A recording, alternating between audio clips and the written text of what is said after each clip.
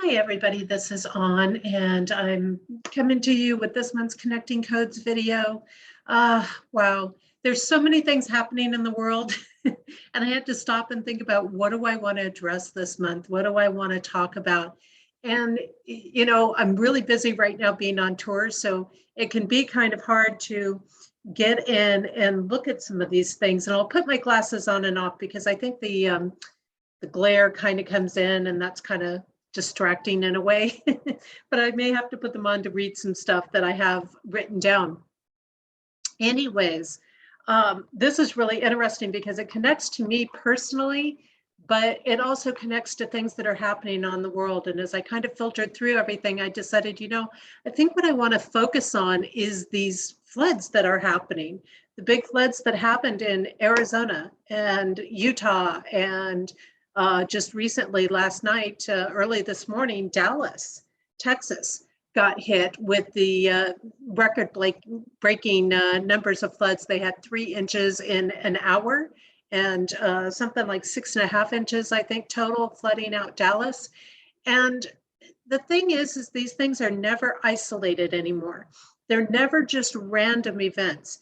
You have a combination of, okay, this connects with something that's a natural process at this particular time of year.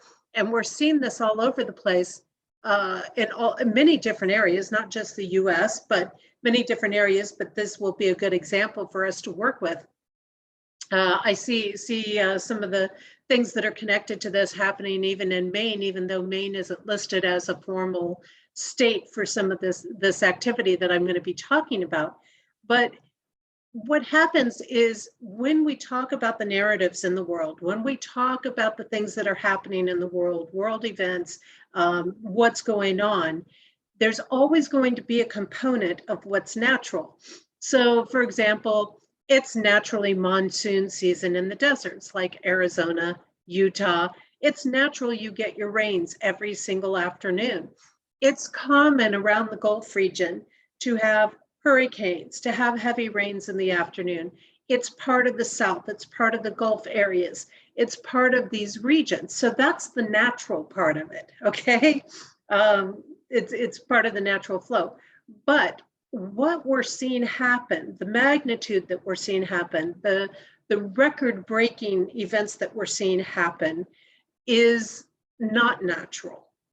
And this is where we start to cross into some of these narratives. And I want to look at the codes at them because it was called out in the angel codes, these floods happening. And remember, I write these things over a year in advance. So it's not like I know what the weather is going to do a year in advance necessarily. This is the 2022 book, by the way. 2023 was just released on August 16th. So that book is out for those that want to go grab it. It's on Amazon, or you can go onto my website, compassioncodes.com, and you'll find a tab called Goods. And under the Goods tab, you'll see the code journey and the direct links to the pages for either the ebook or the paperback is on there. And you can just click right into those pages. And it's a big book. We're talking like 700 pages that I put out every year. So a lot of people prefer the paperback because it's so big. But that being said, we have more components going on, more links, more connections that are happening to this flooding. So what's very interesting in this, what it actually connects to, is they want to blame these weather patterns, this flooding, on climate change, because that is one of the key narratives, and that has been admitted. Project Veritas has exposed that, as well as other things. It's been admitted by mainstream media sources, by CNN, by these media groups, that yes, indeed, this is a narrative they're ready to push now. And this is coming, out of top people in their companies. So when you realize this and you start to realize, okay, so they want to push this narrative, how do they push this narrative? Well, this is where cloud seeding comes in. Now, cloud seeding is not a new thing. This was kind of unfolded late in the 40s. They've been experimenting with it in the government areas with weather manipulation, right along with HAARP. HAARP is another one of those weather manipulation tools that they use.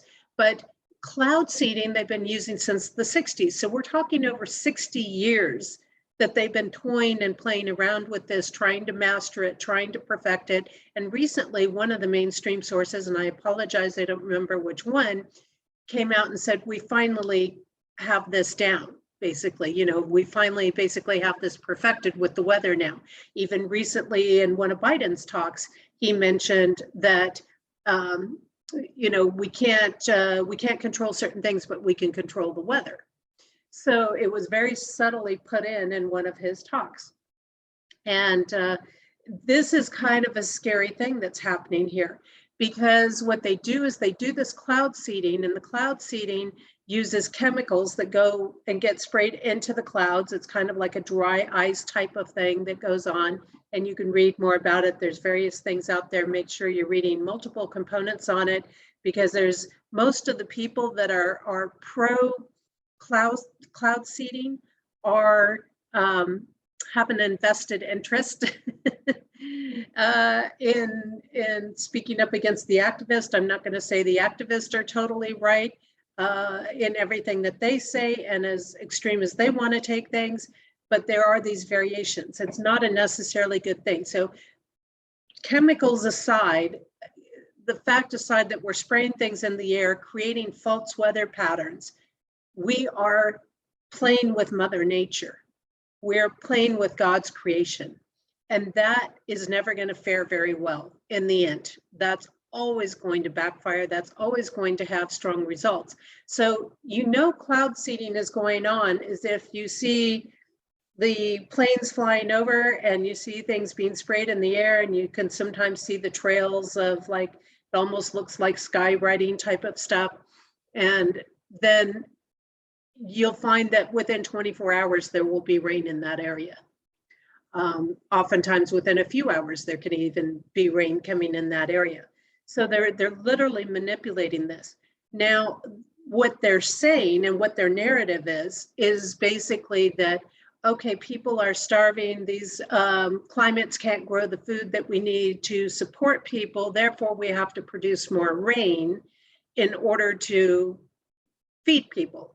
Well, this narrative doesn't really hold up in the long run. When you really start to unfold the layers of cloud seeding, what you have going on is that you've got a component that, yes, it's going to create rain, but oftentimes it creates more rain than they desire or is anticipated. And one of the side effects, or one of the cons that is listed in cloud seeding, is flooding. So it's very natural, wherever there is major flooding going on, that there's cloud seeding going on. Now, we look at these three areas in particular that got hit recently, which was Arizona, Utah, and particularly Zion National Park in Utah, southern area, but there were also other areas of Utah that got hit very hard in eastern Utah, and then Dallas, Texas, that just got hit.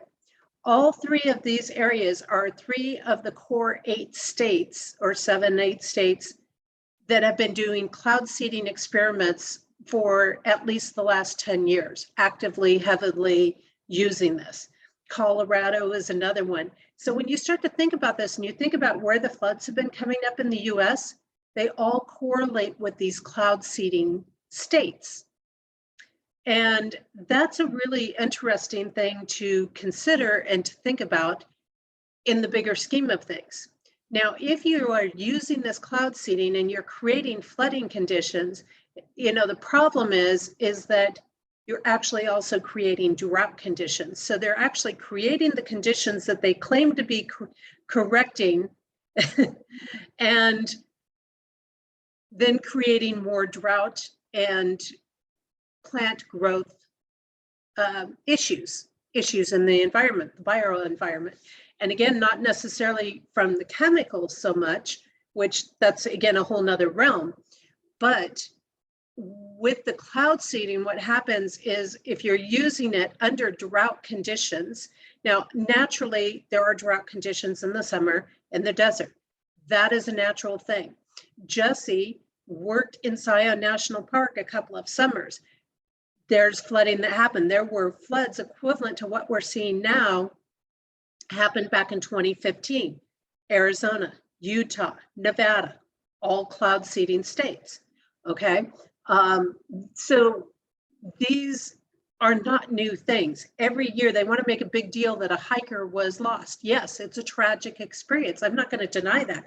It's tragic that people go missing, but every year people go missing in Zion National Park, and it doesn't necessarily connect to the rain. Every year people's lives are lost in flash floods because they don't take heed to the flash floods and they don't get to safety. Sometimes they simply can't get out of safety. There's a lot of canyoneering that goes on in Zion National Park, and these monsoon storms come out of nowhere, and you can't necessarily predict how much you're going to get. So, I mean, this is something that happens year after year after year. This isn't special to this storm. It's not connected to a globally weather event, climate event that's going on. They're just trying to use this to scare and divide people. And that's where we have to be careful. We have to sort out what is nature, what is a narrative in things. So when we start to look at this, when you cloud seed under drought conditions, you create flooding, major flooding. And the ground, because it's in a drought condition, is going to not be able to absorb that water like it naturally would. And so then it creates the flooding. When the flooding happens, you create soil erosion. When you create soil erosion, you damage the soil for growing plants, food supply, things like that. So you're actually, not only are you not creating better growing environments for the plants, creating food sources, or offsetting some weather thing, which if you look statistically at the weather patterns, they are actually not hotter, warmer, or off from what they naturally should be, or from other years. That we're not seeing these drastic changes that they're claiming. They're either on target or less than what they claim. And so when you start to get down to this, I mean, Mother Nature has natural cycles. It goes through natural cycles where it is drier certain years, it is wetter certain years. These are natural cycles, but when we start interfering with these natural cycles, we run into these bigger issues. So here again, we have this problem, reaction, solution aspect. They've created the problem with the cloud seeding. They're trying to create a reaction claiming it's climate change, which it is not, and reactions from damages, from deaths. These people are actually costing many, many lives due to these floodings. The people that are behind this cloud seeding experimentation and implementation. And they're creating greater starvation because of the soil erosion. They're creating greater erosion in the soil, worse growing conditions, and thus scarcer food sources going on. So you can start to see these different patterns. Now, the other interesting thing that I've been noticing as I start to check on things is there's always a connection, there's always a political connection between something that is going on that corruption doesn't like, or a victory that happens on one side, and then all of a sudden, the flooding, the cloud seeding is happening. So let's look at what happened in these areas during August. Earlier in August, we found out Kerry Lake won in Arizona, big time, not a little bit, big time. Okay, that takes care of the Arizona political side. And then we find that CPAC was going on and Trump was around Texas in Dallas, August 6th. Not big coincidences. I mean, these things are all lining up. So something happens they don't like, cloud seeding happens, flooding happens, lives are lost, soil erosion goes. This is all destruction. This is all destruction, and they're trying to make you believe that they're doing something that's in your best benefit, which they are not in there. Now, what's very interesting is, I've been traveling the country, and I work in a very guided way. I pay attention when things are not coming together. I stop and go, well, maybe I need to look at a different direction to go. Well, I happen to be sitting down in the Texas area just recently, not that long ago, and then was headed up into Oklahoma, and I was going to go into New Mexico and Arizona. And nothing was lining up for me to do what I needed to do in New Mexico and Arizona. And I said, okay, well, what other direction can I go? Well, okay, let me take a look. Well, I can go over to Kansas, I can go over to Missouri, and I can do those, and then I can loop back around and do Arizona and New Mexico later. So just as I was leaving that area, after like literally less than 24 hours after I made the decision not to go into Arizona, it was literally, it was like basically that morning I was going to go, and I sat down and looked at things and it wasn't working, and I changed my mind to go to a different direction. And it was literally hours after I made that decision that they came through and said Arizona, New Mexico, and Utah were flooding.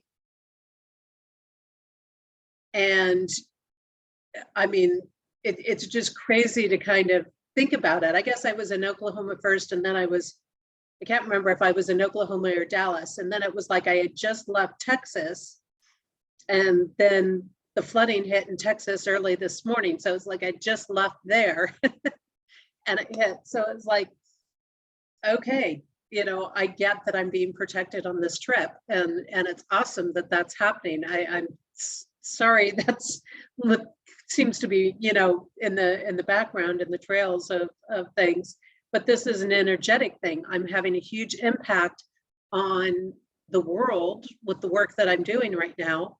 And, so these things naturally follow, even if there aren't the bigger celebrity, high profile connections between me and these events. There is energetic connections that are going on.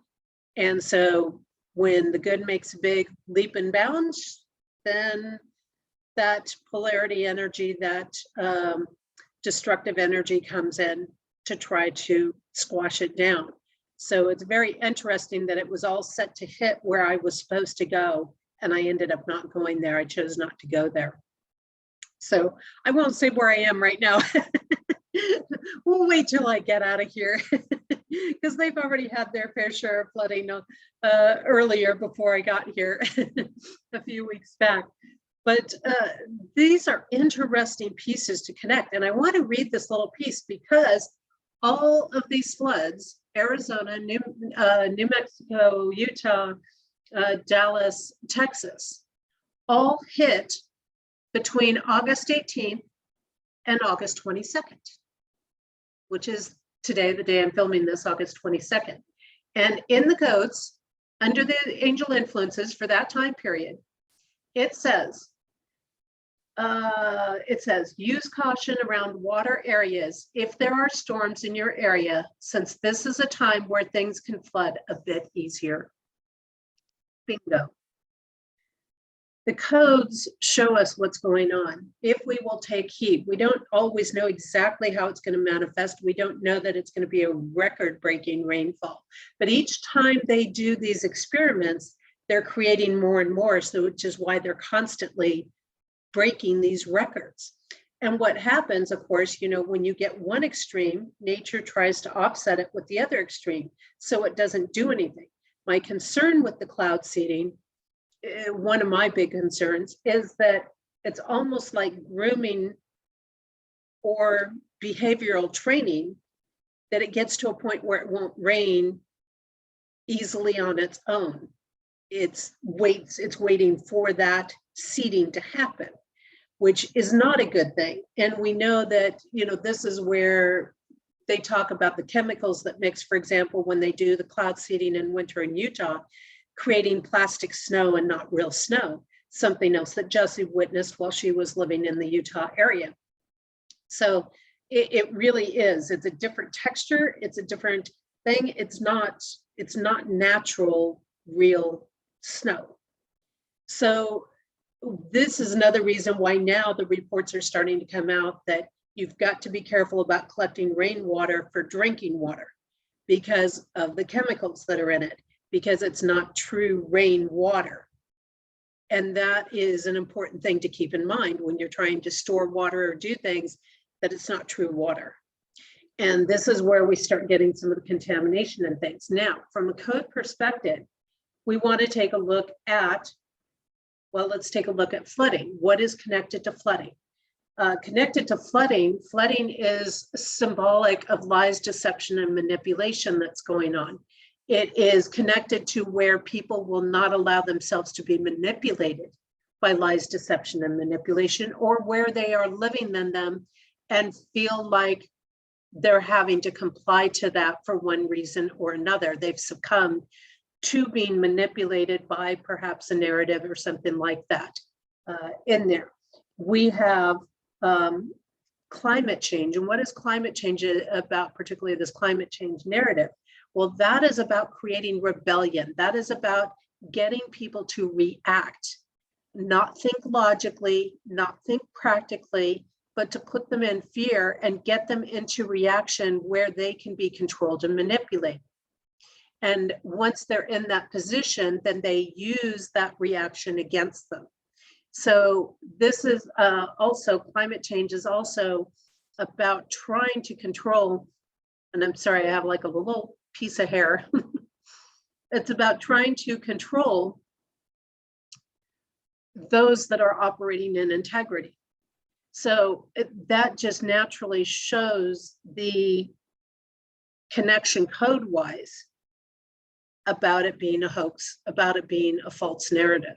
Now, again, climates change, things shift, nature does that naturally. But when we're talking about it in the sense that it's reported about in the world in the news, that is not a natural thing, okay?